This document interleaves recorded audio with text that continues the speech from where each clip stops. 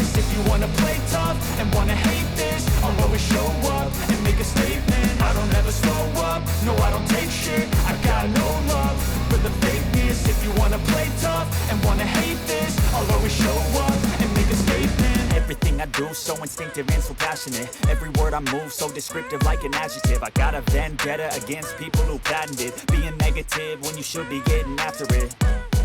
I got facts over tracks, this and that. Spitting slow, spitting fast. I could roast, I could gas. Think I'm okay at last, but I don't know if that can erase all the past. And the pettiness, a reflection of the emptiness. Hilarious, you think you're worth my time, you're delirious. Because you are behind a fake exterior. Inferior, you know I'll always be a bit superior. Get off of me, this ain't no humble brag. I want you to hear what you can say back. I want you to... Ang inyong nabasa ay mga reactions pa ito ng mga Hapones sa kaka-upload pala na video ng A-Sign Boxing na YouTube channel. Ang A-Sign Boxing na YouTube channel ay pagmamayari po ito ni Mr. Ichitaro Ishii, ay isa sa mga promoters ni John Riel Casimero. Dito ay ipinalabas nila kung paano o anong ginawa ni Casimero sa laban nila ni Ryo Akao, ang Japanese aksingero, aktor na boksingero pa, kaya aksingero. Sa breakdown ng laban nila, nagsigwano dito mga kwento itong si Casimero, kaya naman ay ipapaliwanag ko ito sa inyo sa Tagalog. Ayon kay Casimero, pagkatapos ng pagtunog pa lang ng bell at nagpalitan na sila ng suntok ni Akao, nakikita na kaagad ni Casimero na umaatras itong si Akao. Sa laban ay napakalaling nakuha agad ni Casimero ang estilo niya. Kapag nagbitaw ng isang suntok si Akao, wala na itong follow-up pa. Ang ginagawa ni Akao pagkatapos magbitaw ng suntok ay agad itong atras at naghintay na lang ng atake ni Casimero sa kanya. Kapag aatake naman si Casimero ay gagawa ng paraan si Akao para makalayo siya kay Casimero. At ito pa, ang estilo ni Akao. Kapag nagbitaw siya ng 1-2 combinations, kagad na atras para hindi makakounter si Casimero sa kanya. Kitang-kita na ni Casimero ang pamatay na suntok ni Akao ay ang kanyang hook punch. Pero bago niya ito bibitawan ay atras muna itong si Akao. Kaya alam na ni Casimero kung paano siniset up ni Akao ang malakas niya na hook punch. Kaya sa first round ng bakbakan nila, ay alams na, nabasa na ni Casimero ang estilo ng Japanese aksingero. At sa simula ng round 2 ay agad dito na pumarangkada si Casimero at natamaan niya ng surido itong si Akao. Kahit pagkakataon na nakipag-touch gloves itong si Akao sa kanya, pero hindi na siya nag-aksaya ng oras pa at binanatan niya kagad itong si Akao.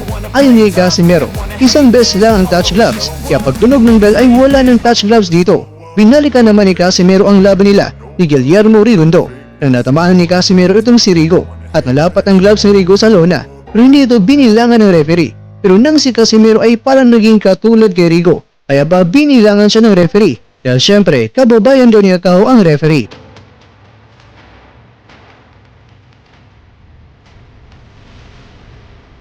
Samantala, minaliit naman ni Oscar De La Hoya itong si Gervonta Davis kaysa kay Ryan Garcia kung pay-per-view buys ang ating pagbabasihan. Ayon kay De La Hoya, itong si Garcia na ang the new face of pay-per-view at ayon pa sa kanya, sa mga nakaraan na laban ni Davis, halos naglalaro lang ito sa 200,000 pay-per-view buys. Pero nang itong si Garcia na ang nakaharap ni Davis sa iba, umalo agad ito sa 1.2 million pay-per-view buys. Lalong-lalo na itong si Garcia ay may mahigit daw 10 million followers sa Instagram.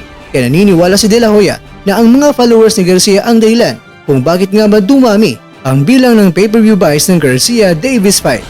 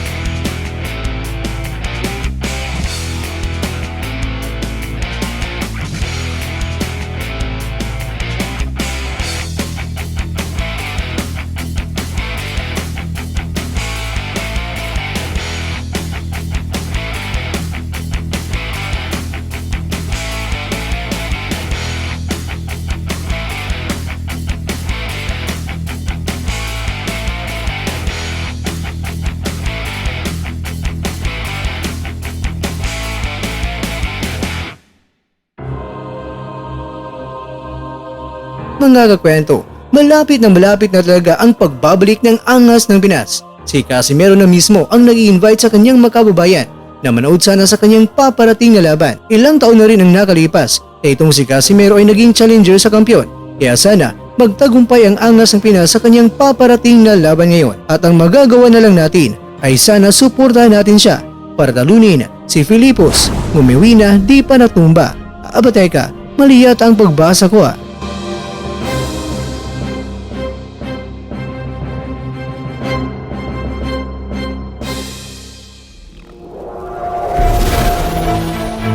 At dyan, nagtatapos ang ating kwento.